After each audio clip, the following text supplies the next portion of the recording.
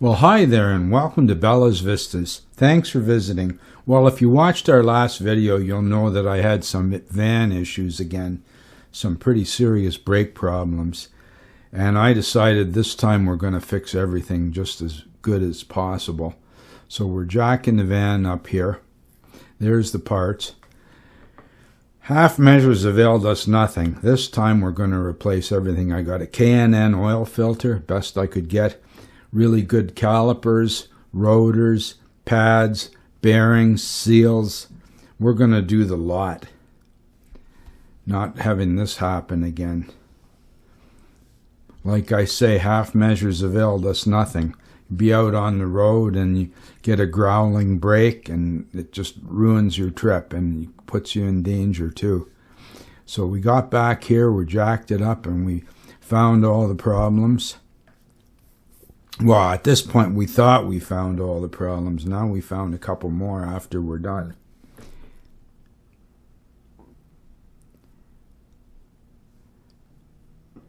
There's one of the rotors. This is not the one that was giving us all the grief, but the other side was.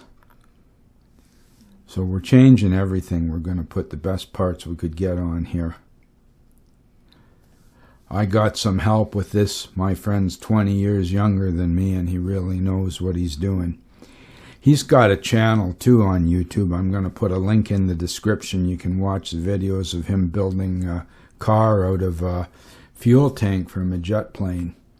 He does some pretty wild things. He's got quite a shop. So I'm going to rotate the tires while we're at it. Put the back ones on the front and the front ones on the back. Going to bleed all the brakes, of course. You have to do that. Trying to keep the driveway clean. He just poured this beautiful new driveway. I made sure that I swept it all up when we were done. He's tearing things down. I'm getting the wheel bearings ready to grease. I'm doing my bit as best as I can. He's way faster at this than I am. Every time I grease wheel bearings, I think of my Uncle Lloyd, who always told me that grease will do you more good on your bearings than it will on the shelf in the can. So I make sure to put lots of grease in there. I work it right in by hand, just the way he showed me like 50 years ago. Now I'm putting the bearing in. We've got extra races left over because these rotors came with new races, so they're heavy too. These rotors are really substantial. Calipers are pretty big too. We got a great deal on all the parts. It's an old Ford truck, so right now I think we're at the point where they want to get rid of the parts, and then Louis and I are arguing about the best way to collect the brake fluid with my pan. And there's a rotor off. Oil everywhere. Well, brake fluid everywhere anyway. We washed it all off. Now these pads were pretty good on this side. There's nothing wrong with them. And the one pad on the other side was good too, but because the sliders were stuck, you know, that's why we're putting everything new this time. That's the way I'm handling things from now on. I'm going to find out what it needs and do it. Because at the end of the video, you're going to see where a shortcut caused me more trouble again, and the job has to be done over again. I mean, it's like totally time wasted. And if I'm out on the Dempster Highway up towards Alaska or Inuvik or Tuktoyaktuk, I don't want to be looking for parts. You know, I want to know that everything is pretty good. In my other video, you see me tear down the computer and replace the capacitors in there. There was nothing wrong with those capacitors. They tested fine, but I mean, they're 1995 caps, so anything could happen. So it's better to make sure everything is good. I put a lot of grease and oil into this van. I really keep it in good shape. Had new springs put in. Made a tremendous difference. Louis figures we're going to have to change some bushings in the front end, and we're going to do an axle repair on the back. If you stick around to the end, I can tell you about that. There we go. It took us about 3 hours altogether, I guess, to get this all done. Worked out really well. One of the things we're going to do in one of our next videos, we're going to put in a diesel heater in the back of the van. Louis's son bought a diesel heater, and then he bought another one, so he had one of them left over there and needed a new control unit. So I ordered the control unit on Amazon for like $30, $31.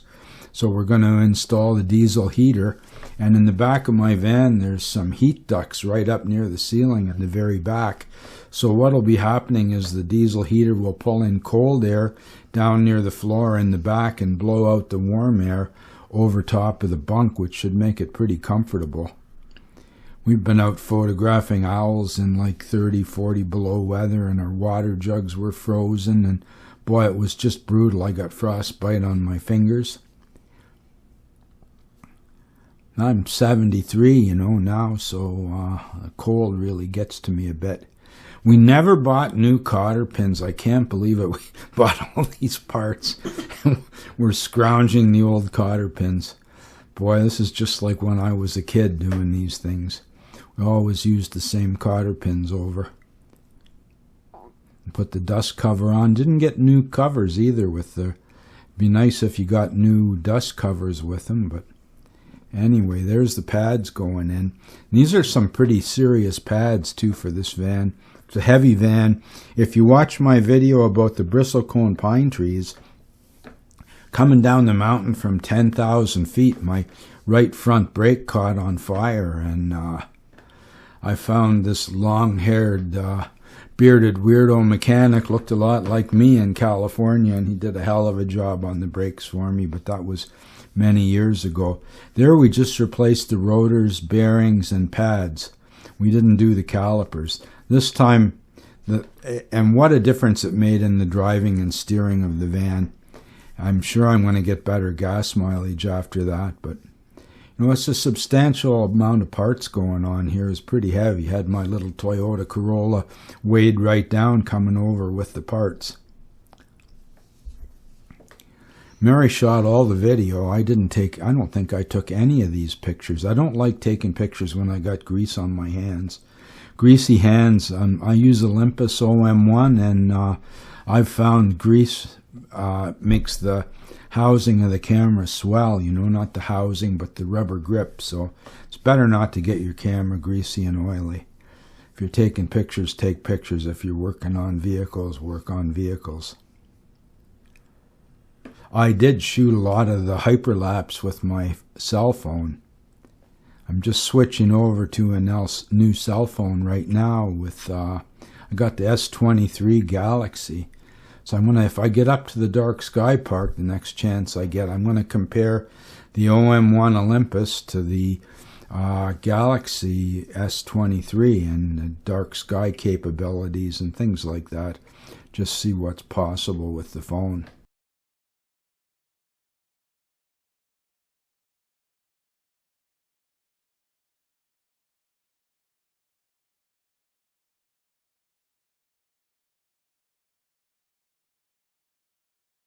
I'm using Windows on my computers, Windows 11 on the laptop, and I got the, I'm not sure what that's called, Android, the Android phone, you know, so going to see how the camera works on that. It's supposed to have quite a telephoto lens. I have a hard time understanding how the telephoto on a phone compares to my... On the Olympus, I've got a 300 millimeter with a 2x adapter, so that's like having 1200 millimeters back on a 35 camera back in my film days. And you got stabilization, so you can shoot at very slow shutter speeds like that. It's just amazing. One of my friends, Peter Fosgaard in Helsinki, was talking about, have we ruined photography? I haven't watched the whole video yet. I got so busy today doing things. But here we're bleeding the brakes, getting all the air bubbles out. Brake bleeder wrench. Louis was trying to use a vice grips on here, and that worked much better. These calipers are actually clear coated with some kind of paint, which should keep them from rusting, because I I mean, that's 1995. That's getting pretty old, these parts, eh? And like right now, they're cheap, but there's going to come a time when these parts will be at a premium. You'll be rebuilding your own brake rotors and, brake calipers and things, because you won't be able to get rebuilt parts probably. Well, maybe you will. There's quite a van culture out there, and one of my neighbors said, he said, old men like old things, and he said, I'm an old man too. That was pretty cool. So now this is the bad side here, and we thought it was the other side that was making all the racket. Whoa, the bearings got a lot looser. I tightened them up when I was up on the reserve. I tightened them to take a lot of the rattle out of there, because on my trip to Newfoundland, every time I hit a bump, the front end was shaking, like making a lot of noise. And when you're in the roads in Newfoundland, some of them have ruts, and you get water in those ruts, and you got to watch out for hydroplaning. And you know, the van will try to steer itself sometimes. You got to really be careful. So it's better to have, you know, always have good tires on. When I drove the Dempster Highway the last time, I thought my tires were good enough, and they weren't. I patched 3 flats, I think it was, on the Dempster, laying in the dirt, pulling the wheels off, and plugging the tires and pumping them up and putting them back on. We're both keeping busy here, Louie and I. Mary's busy too, running around trying to shoot some video and answering her phone, I guess, at the same time. What fun.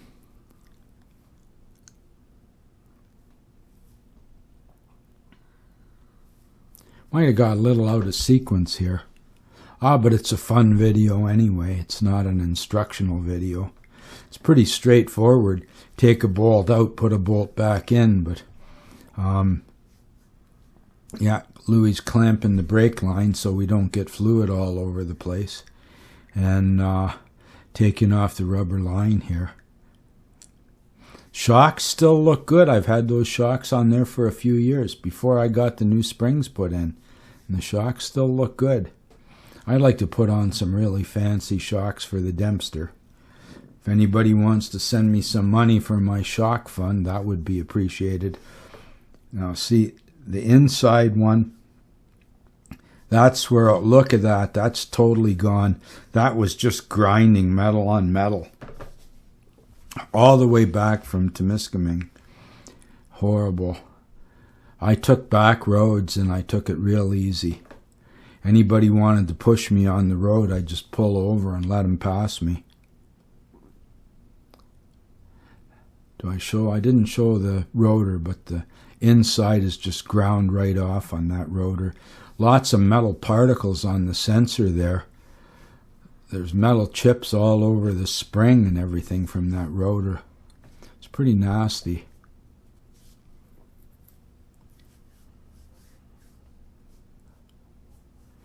Yeah, I'm really glad we got this job done. I can breathe easier now. Couldn't get backing plates. I tried everywhere to get backing plates, and there just weren't any. And on some of the truck forums, they said, why bother? You know, they're going to rust off in a year or two anyway. No, I'd sort of like to have those brakes under glass. They look so good. Look how shiny that is. Wow. Unfortunately, they don't stay that way for long. Got enough grease in there, that's for sure. I didn't want to skimp. That grease, I've had that for 30 years. I was trying to find some better wheel bearing grease, and everybody, they just kind of laugh at me. I thought I could get some synthetic wheel bearing grease that would be better, but apparently not. Just tapping the old cap on.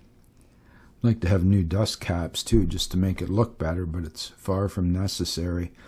The calipers came with all new hardware. They came with springs for the brake shoes to move on, or brake pads, I should say. Man, well, we got rotors on the front and drums on the back, so that's how the emergency brake works on this one.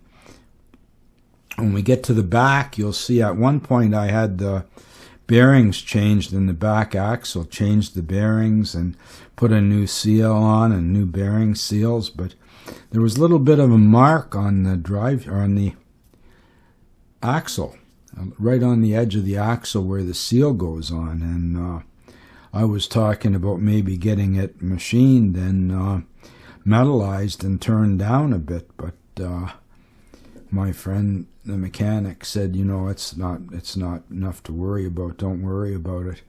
But what it did is the